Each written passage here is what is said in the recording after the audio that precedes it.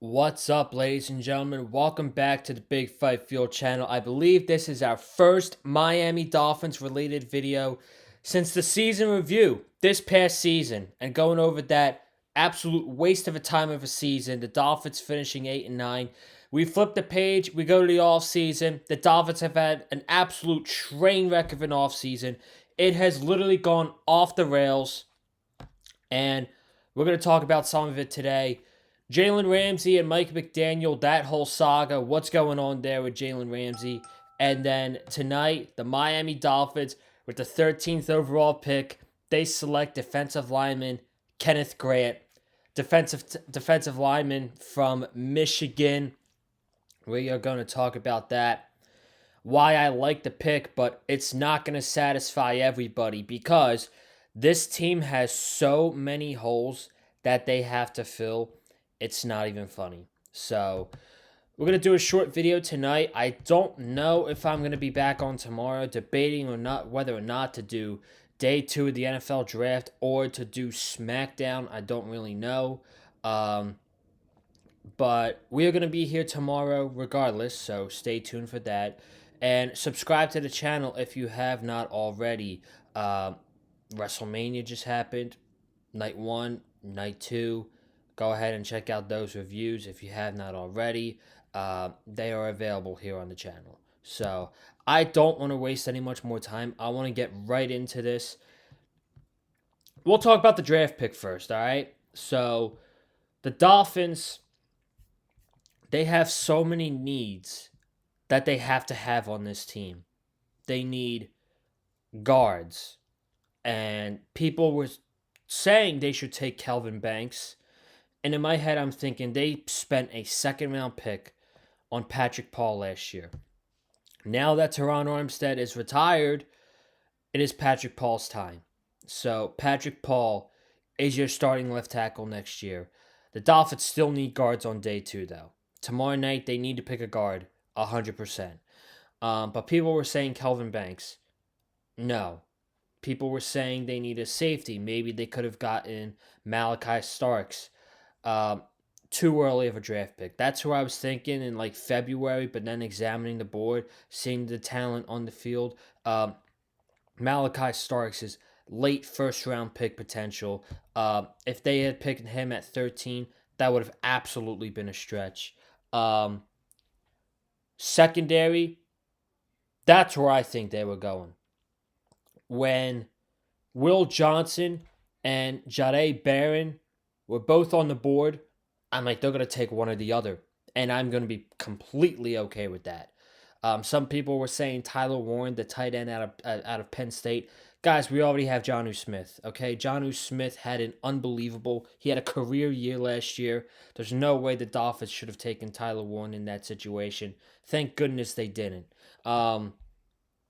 So they go ahead with the 13th pick, and they pick Kenneth Grant. And I did not think he was going to be there at 13. And this is officially our Christian Wilkins replacement. We were looking for that last offseason.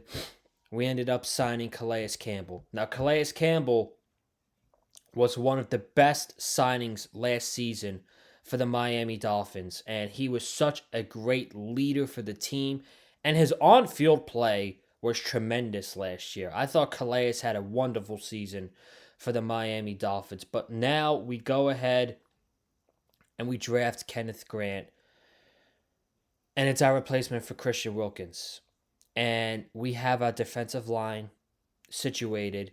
It was addressed in the draft. Now we got Zach Zeeler, we got Kenneth Grant, Benito Jones is back as a depth piece, and then our edge rushers, we have Jalen Phillips, Bradley Chubb is back, Chop Robinson coming off his rookie season last year.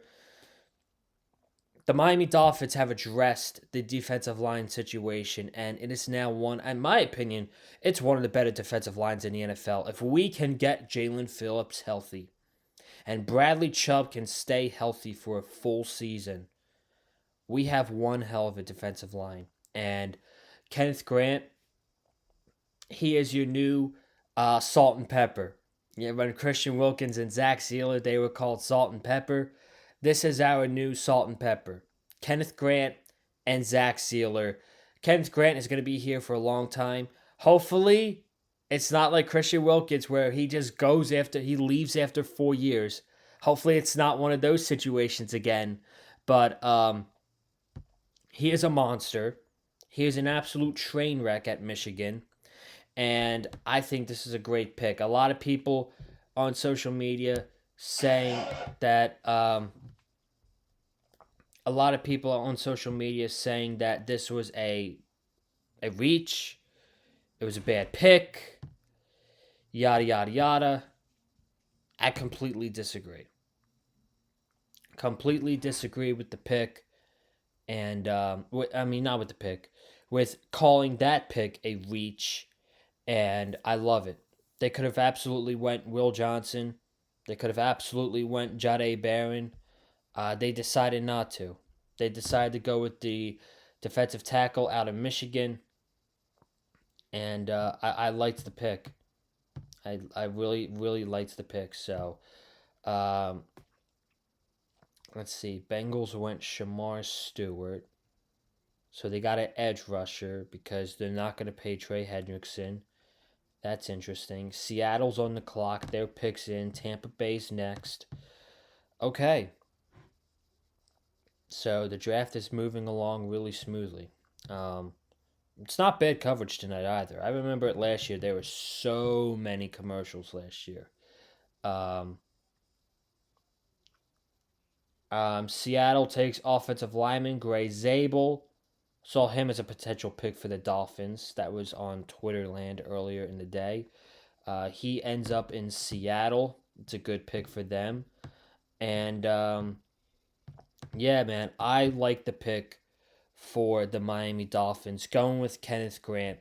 Stephen Ross is a Michigan guy. His favorite team is Michigan, and he gets the Michigan kid coming to the Miami Dolphins. Seeing some stuff on Chris Greer. Chris Greer on selecting Kenneth Grant. We think he's going to be a potential impact for us. Very talented.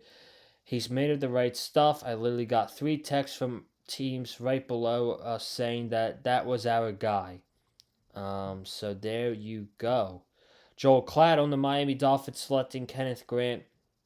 Joel Klatt is a college football analyst. I think he could be one of the premier defensive tackles in the coming years. You love to see it, man. You absolutely love to see it. Okay. Now we got to talk about the hard conversation. And the hard conversation is this whole thing going on with Jalen Ramsey and the Miami Dolphins and Mike McDaniel. So, I believe it was 2 weeks ago, if I'm not mistaken, that it was rumored that the Dolphins are going to be set to trade away a star player. Obviously, we were all thinking Tyreek Hill with what happened at the end of the offseason, tweeting out peace sign emojis and all that spaz that he's done in the offseason. But it ended up being Jalen Ramsey. And Jalen Ramsey and the Dolphins apparently agreed that it was best to mutually part ways, and the Dolphins will find a trading partner to trade away Jalen Ramsey.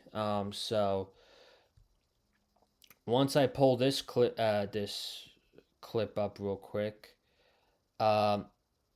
this is going back to 5 hours ago on Twitter. This is involving the Jalen Ramsey trade, and this was from Tony Poline, and Tony Poline is one of the top NFL draft analysis every year, and he had this to say about Mike McDaniel. This is according to him.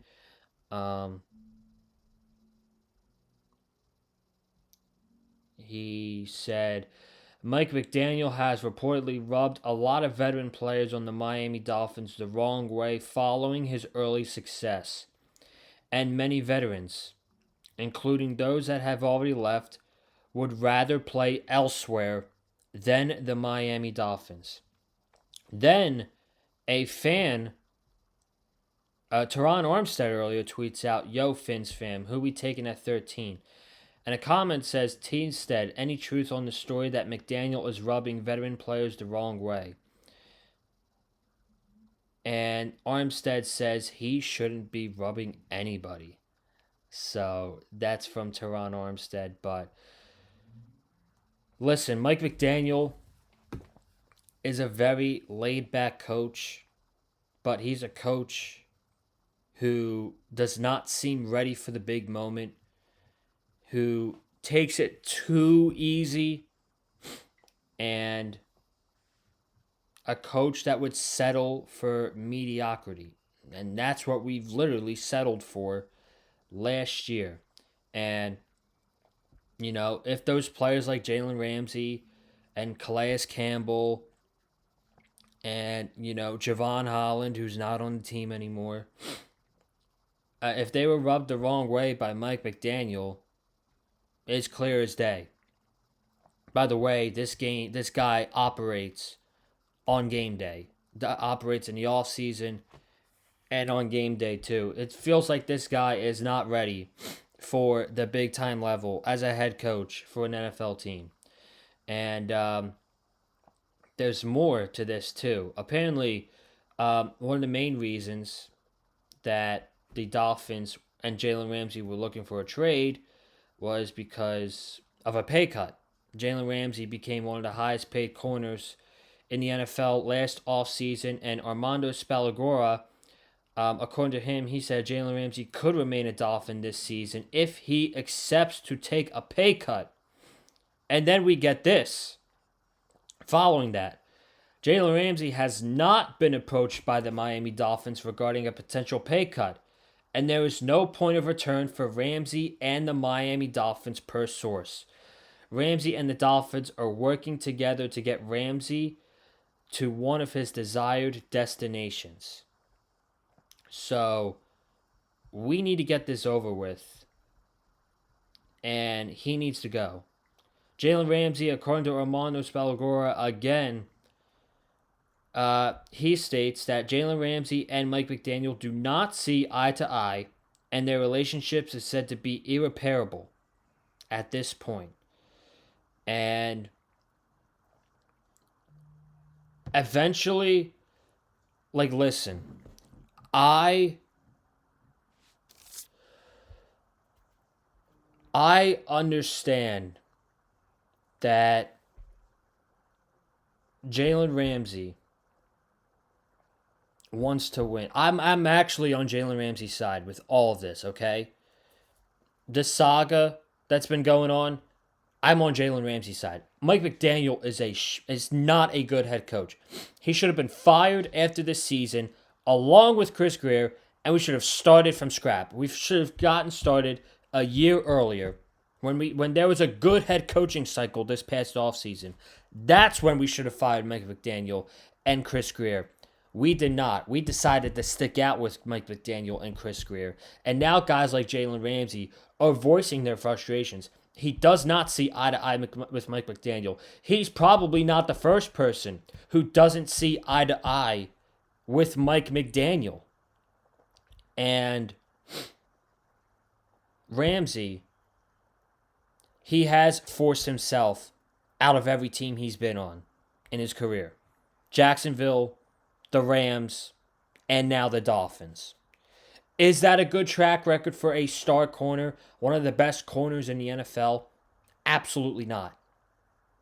But at this point, I don't want to have to deal with Jalen Ramsey.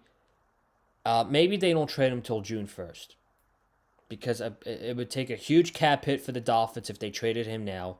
Trade him June 1st, and it would be fine then.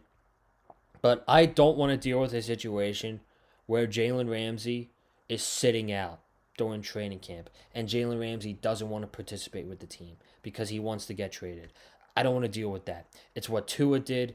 It's what Tyreek did before he got his extension last offseason. And then he fucked up his wrist, and he was not the same last year. It's a terrible situation. And last offseason, there's reports clamoring with how veteran players want to go to the Miami Dolphins because they see it as a winning culture over there.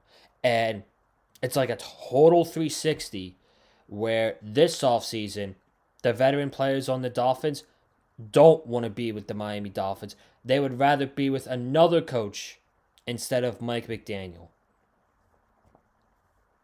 I understand Mike's a great guy, but after last season, after the collapse in 2023, I don't blame Jalen Ramsey, bro. I'm I'm actually on Jalen Ramsey's side with this. So you can get mad at me all you want for thinking that, but that's just what I believe. So I am gonna go ahead and get out of here for the night. I will let you guys know on Twitter if I will be doing night 2 of the draft or Friday night SmackDown. Really depends how I feel. It depends on the vibe. But I'm gonna get out of here. Thank you guys so much for tuning in. Be sure to subscribe to the channel. Also, by the way, schedule release date May 14th.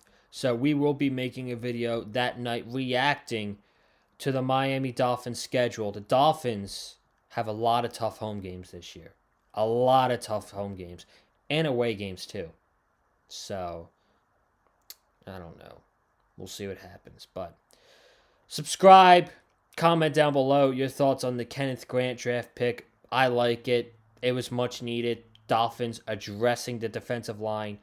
And the whole Jalen Ramsey, Mike McDaniel saga. Let me know what you think of that. Hit the like button, and then follow me on social media, Twitter, Conlon_Joseph. You guys know the deal. Okay? And regardless, I'll see you tomorrow. Have a good night. Stay safe. And as always, stay classy. And I haven't said this in a while, but fins up.